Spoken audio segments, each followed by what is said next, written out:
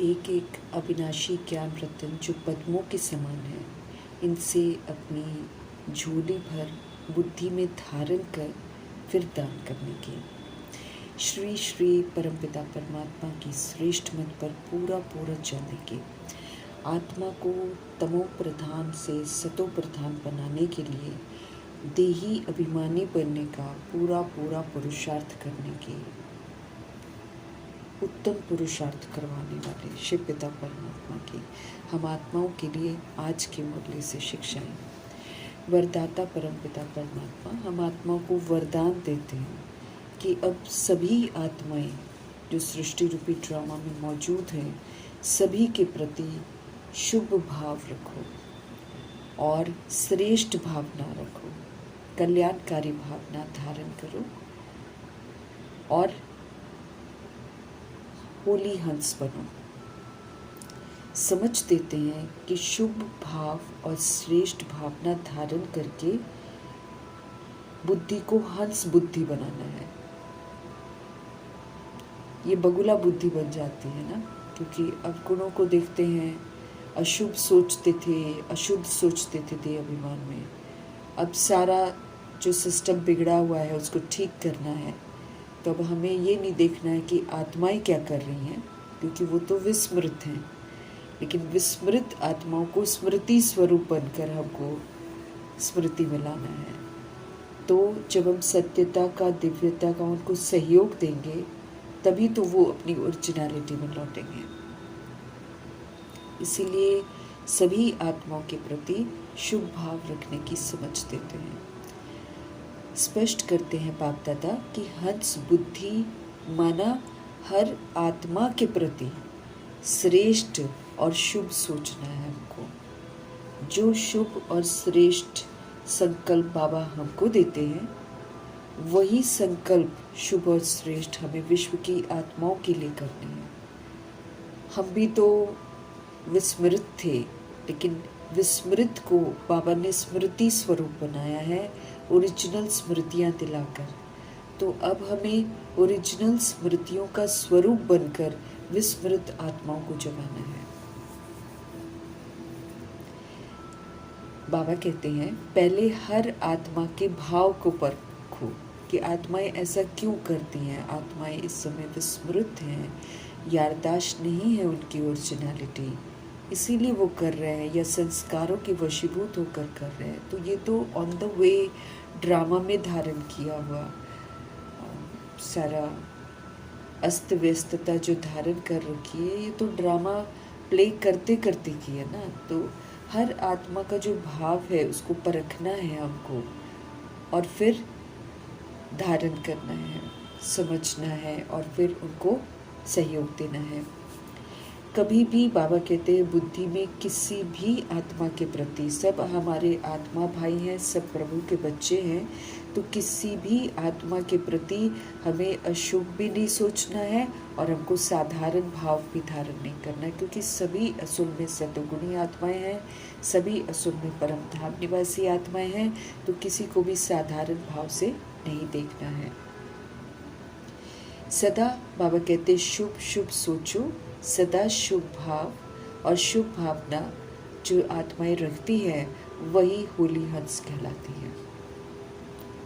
हमको पवित्र बनना है ना, तो हम अशुभ सोच ही नहीं सकते हैं। अशुभ सोचेंगे तो हम खंडित रहेंगे, फिर हम होली हंस नहीं बन सकते हैं। किसी भी आत्मा के अकल्याण की बात अगर हमको सुनाई भी देती है, अगर हम देख भी लेते हैं किसी के अकल्याण की बात, तो भी अकल्याण को कल्याण की वृत्ति से बदलना है।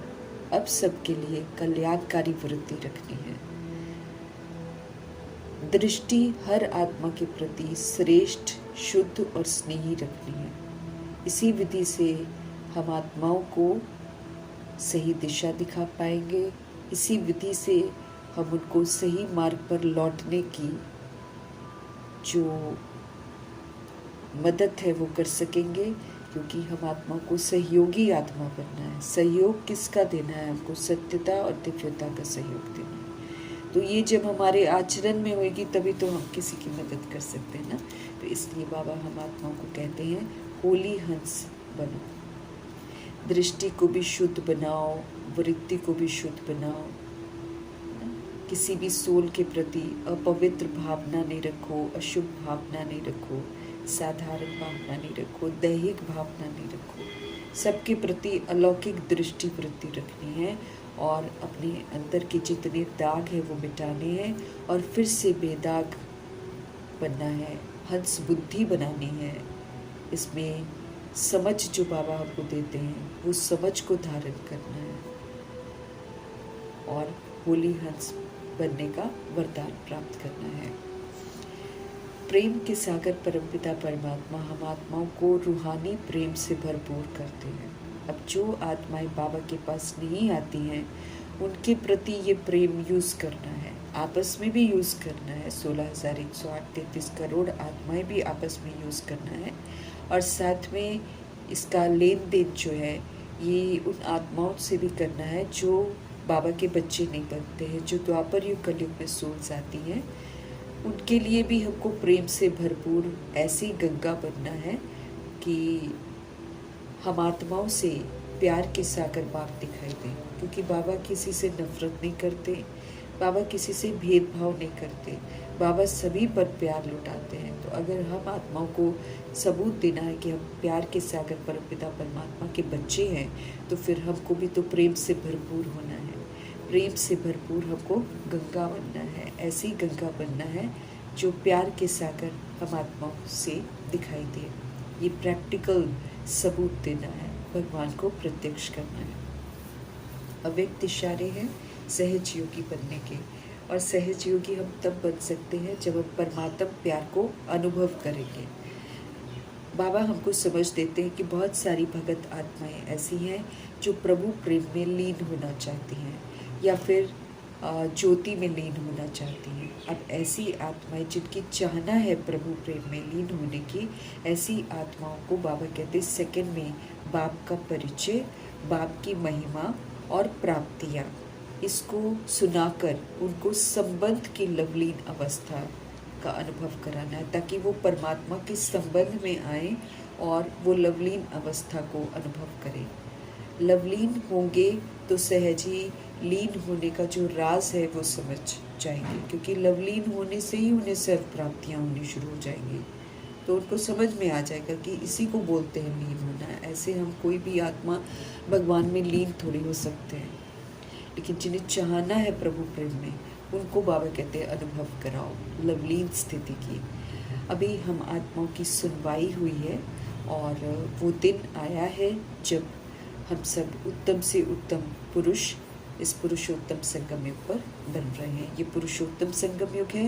हम आत्माओं को एक बार अवसर मिला है कि हम इसमें श्रीमत पर चलकर उत्तम से उत्तम बने। हार और जीत का ये खेल चल रहा है। इस हार और जीत खेल में बाबा कहते हैं एक और भ्रष्ट कर्म है जिसमें बच्चे भी उलझ जाते हैं और दुनिया तो उलझी हुई है। और वो बाबा कहते हैं कि बड़े ही आधुनिक तरीके से आजकल जुए की बीमारी शुरू हो गई है कि थोड़ा सा नंबर लगाते हैं या थोड़ा सा ऐसा लगाते हैं और उसको मल्टीफोल्ड टाइम्स उसका रिटर्न चाहते हैं। तो ये एक जुआ है जिसमें इंसान उलझ जाता है और फिर इसमें अपना सारा वक्त देता है, सारा पैसा लुटाता है।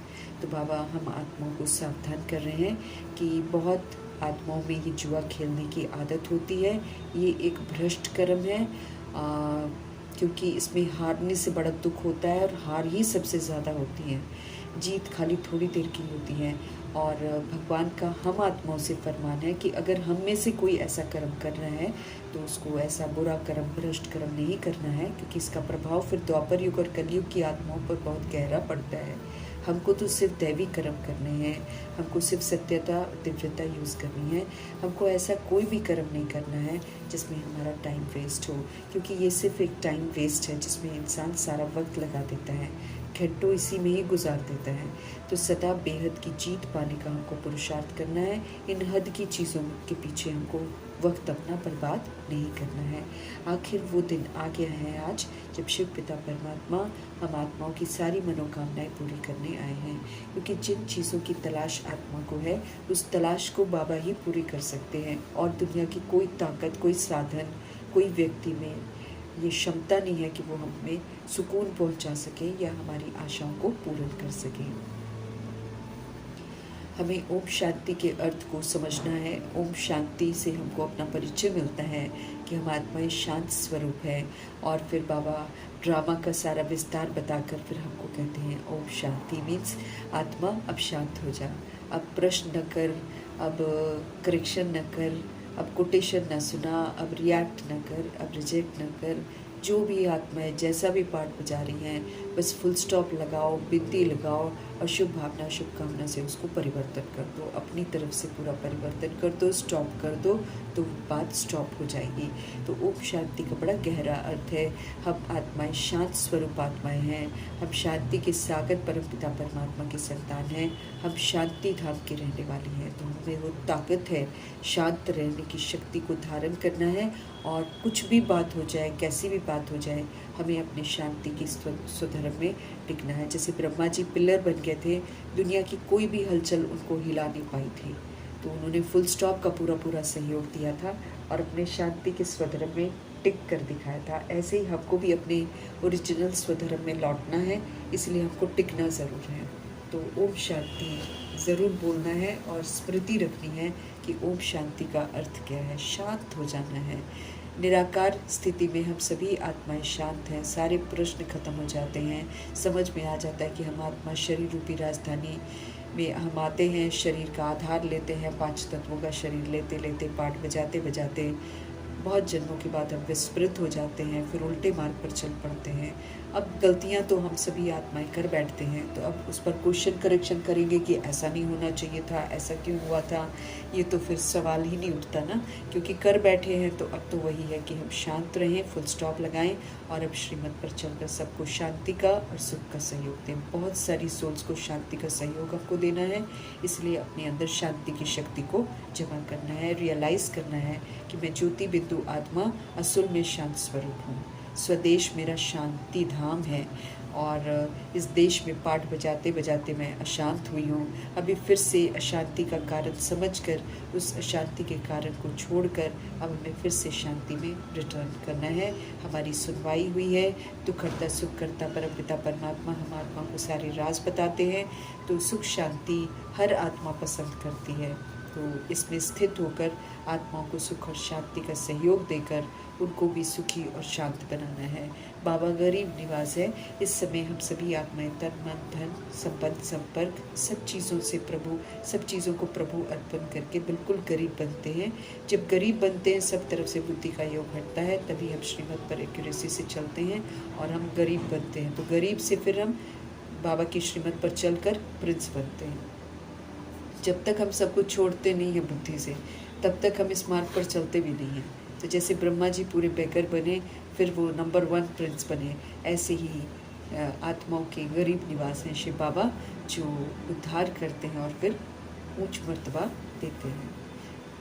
मेहनत मुझे करनी है, पुरुषार्थ मुझे करनी है, फिर टाइटल हमको बाबा से मिलता है। हम सब बिल्कुल साहूकार थे कभी, और फिर हम रावण के वशीभूत होकर जंगल के राज्य में आ गए, और अभी सारी दुनिया जो है जंगल में है, तो वो जंगली व्यवहार ही करेगी।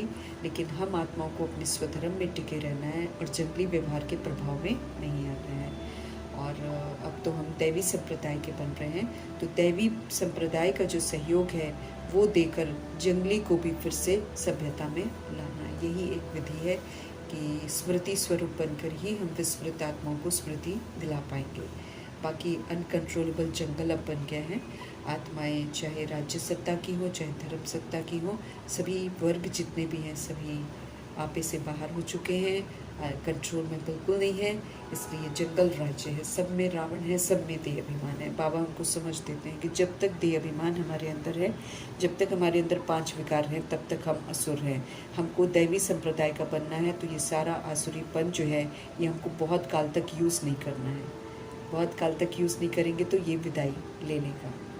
रामचंद्र त्रेता में आते हैं और वो 14 कला हैं, वो अपने साथ युद्ध बहुत करते हैं अपने आप को ठीक करने का, इसीलिए वो नापास हो जाते हैं। ब्रह्मा जी और सरस्वती जी पूरा पुरुषार्थ करते हैं, वो युद्ध नहीं करते हैं, वो श्रीमत पर चलने का टेंशन रखते हैं, इसलिए उनके नाम पर कहीं भी युद्ध नहीं होता है। दाता परमपिता परमात्मा हम आत्माओं को सब कुछ देते हैं जो हमें चाहिए, विश्व का हमको मालिक बना देते हैं। ऐसी कोई अप्राप्त वस्तु नहीं होती है सतयुग में जिसके लिए आत्माओं को पाप करना पड़े।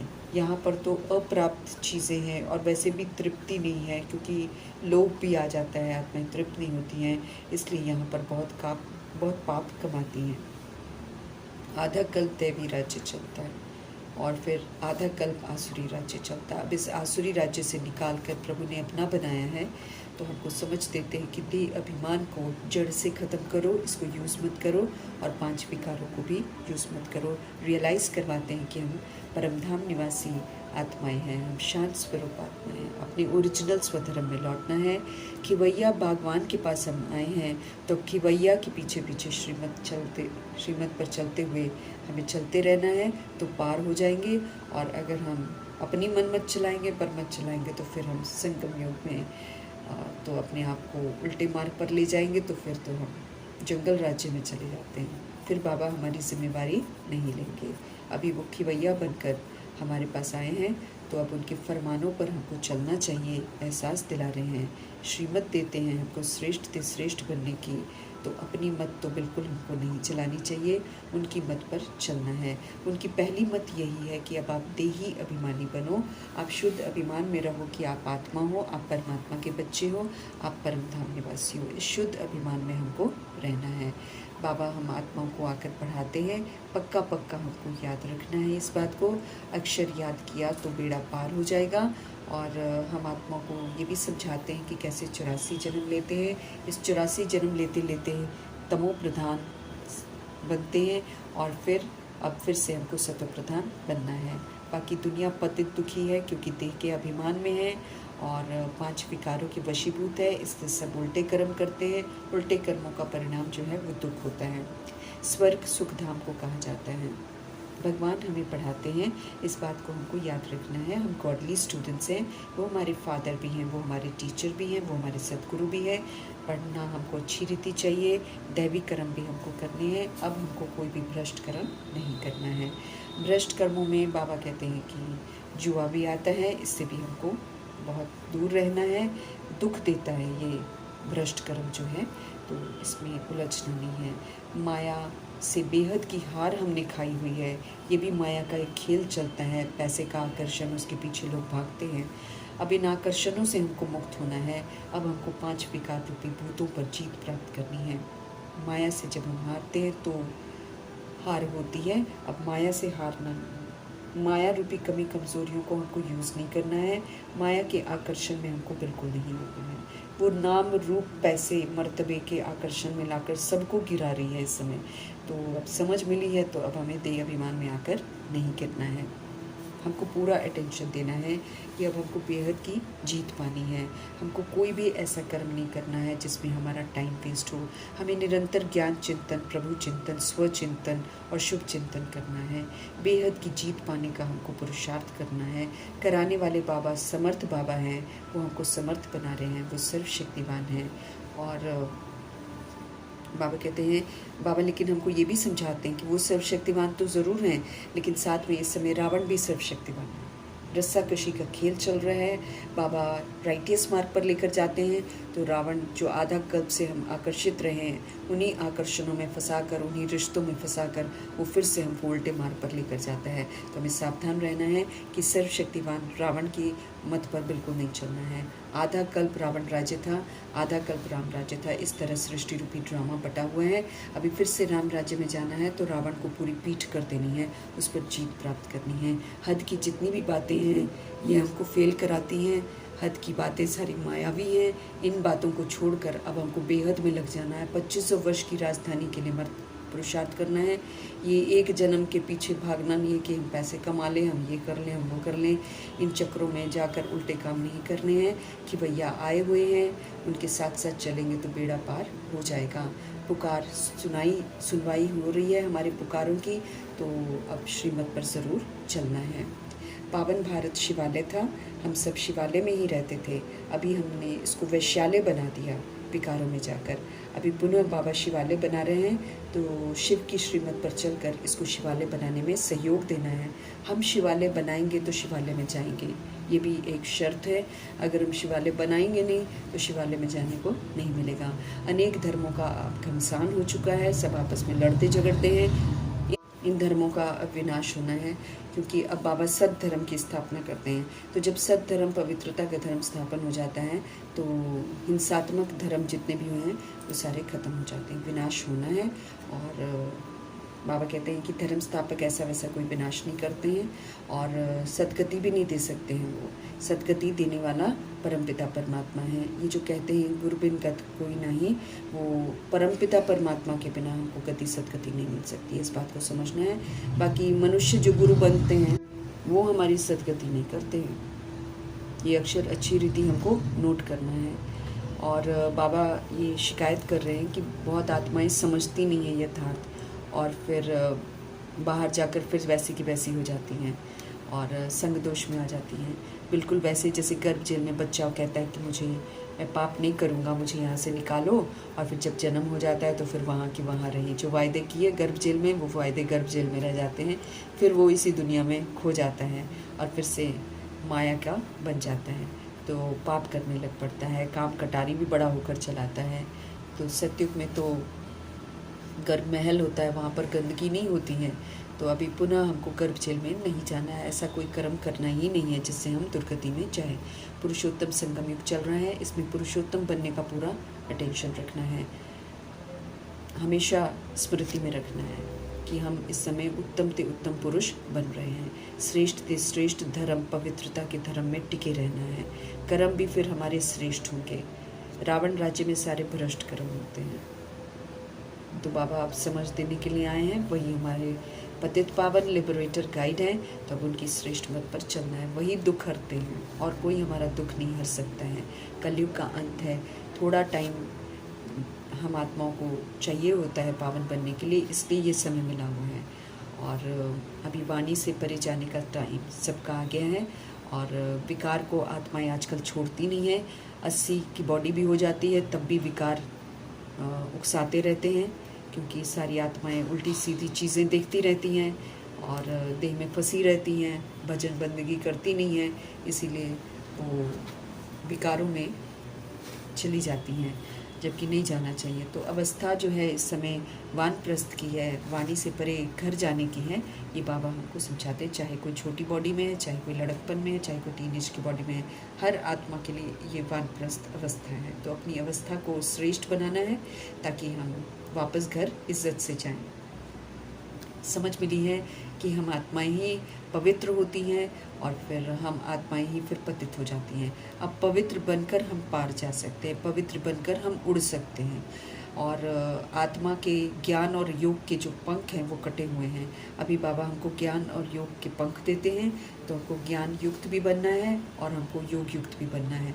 जब हम बन जाते हैं तो आत्मा उड़ सकती है। रावण जो देह अभिमान है ये पंख काट देता है तो और पतित बना देता है, इसलिए फिर हमको रावण को यूज़ नहीं करना है। अगर हम यूज़ करेंगे तो फिर से ये मेरे पंख काट देगा और वापस पुरानी दुनिया में ले जाएगा, दुर्गति हो जाएगी। सुप्रीम बाप को अच्छी तरह जानना चाहिए। शिव की बारात अभी जाएगी, विश्व की सभी आत्माएं वापस घर जाएंगे, आत्माएं जाएंगी, शरीर नहीं जाएंगे। लेकिन यादगार में लोग जानते नहीं हैं, इसलिए शंकर की बारात दिखा देते हैं और जिनकी बारात में अंधे, लूले, लंगड़े, जानवर सब जाते हैं। बाबा समझ देते हैं कि जानवर तो नहीं जाते हैं, लेकिन हम सभी आत्माओं की जो अवस्था है वो अवस्था का विवरण किया हुआ है। किसी की अंत में किसी की जानवर मिसल अवस्था होती है, किसी की टिंडन बिच्छू जैसी अवस्था होती है, कोई फिर अच्छी तरह सजनी बनकर जाता है, कोई बाराती बनकर जाता है, कोई मच्छर मिसल जाता है। तो बाबा हम आत्माओं को समझ देते हैं कि हम अपने लिए तय कर लें कि क्या हम सजनी बनकर जाना चाहते हैं या पीछे पीछे जाना चाहते हैं। पीछे पीछे जाने वाले सज़ा खाते हैं, इसलिए बाबा नहीं चाहते कि उनका कोई भी बच्चा पीछे रह जाए, सब साथ चले, ये बाबा की चाहना है। शरीर हमारे साथ नहीं जाएंगे, इसलिए शरीर से मोह जो है उसको ख़त्म कर देना है। आत्माएं इस समय देह के भान में सब पतित बन गई हैं। जब तक पवित्र हम बनेंगे नहीं, हम वापस घर जा नहीं सकते हैं। और वापस घर जाने का ऑर्डर जो है वो प्रकृति से, ड्रामा से हमको मिल चुका है। अगर हम पवित्र नहीं बनेंगे तो फिर हमको पवित्र बनाया जाएगा, वो फिर सजाओं से होगा और फिर बेइज्जत होकर हम घर वापस जाएंगे। वैसा नहीं जाना चाहिए, ये बाबा को चाहना है। प्योरिटी थी तो पीस और प्रॉस्पेरिटी थी दुनिया में, अब फिर से प्योरिटी में आना है, फिर से शांति हो जाएगी। हम सब आदि सनातन देवी देवता धर्म वाले थे, अभी और सब धर्म वाले हैं, लेकिन डीटिज़म यानी कि देवी देवता धर्म इस समय नहीं है। और इसके यादगार में कोलकाता में बड़ का जड़ भी है, वो दर्शाता है कि सृष्टि का जो स्वरूप है वो अभी कैसा है। उसका भी थुर जो है ही नहीं है, बाकी पेड़ खड़ा है। तो देवी देवता धर्म जो है वो बाबा फिर से स्थापन कर रहे हैं। यह प्रायलोप है, जड़ चित्र मंदिरों में है लेकिन धर्म नहीं है। तो सत्यता और दिव्यता को धारण करके हमको इस धर्म की स्थापना में बाबा का मददगार बनना है। बाकी अपवित्रता के आधार से दैहिक धर्म है तो वो देह के साथ खत्म हो जाते हैं। देहों का विनाश होना है, देह अभिमान का विनाश होना है, इसलिए दैहिक धर्मों का भी विनाश हो जाएगा। आत्माएं जो उस धर्म की हैं वो अपने कुल का खुद ही विनाश कर देती हैं। सृष्टि चक्र कैसे फिरता है, हिस्ट्री ज्योग्राफी कैसे रिपीट होती है, ये बाबा अभी हमको आकर समझाते हैं। नया भारत और पुराना भारत, अभी पुराना हो गया है, इसको नया बनाने में हमको मदद करना है। कब्रिस्तानी हो गई है सारी दुनिया इस समय, क्योंकि सब कब्र दाखिल हो गए, सब मुर्दे हो गए, एक दूसरे को देख कर करते हैं सब कुछ, अपना दिमाग नहीं लगाते हैं। अभी बाबा फिर से इसको परिस्तान बना रहे हैं, तो परिस्तान बनाने में हमको मददगार बनना है। श्याम सुंदर का अर्थ भी हमको समझना है। और एक आत्मा पुनर्जन्म में आते आते कभी श्याम बनती है, कभी सुंदर बनती है। और कामचिता पर जो है बाबा कहते हैं सब जल मरते हैं, अब ज्ञान चिता पर बैठकर हमको फिर से सुरजीत होना है और दूसरों को भी सुरजीत करना है। अविनाशी ज्ञान रत्नों का दान करना है, लेकिन धारण करके, पहले खुद में धारण करना है।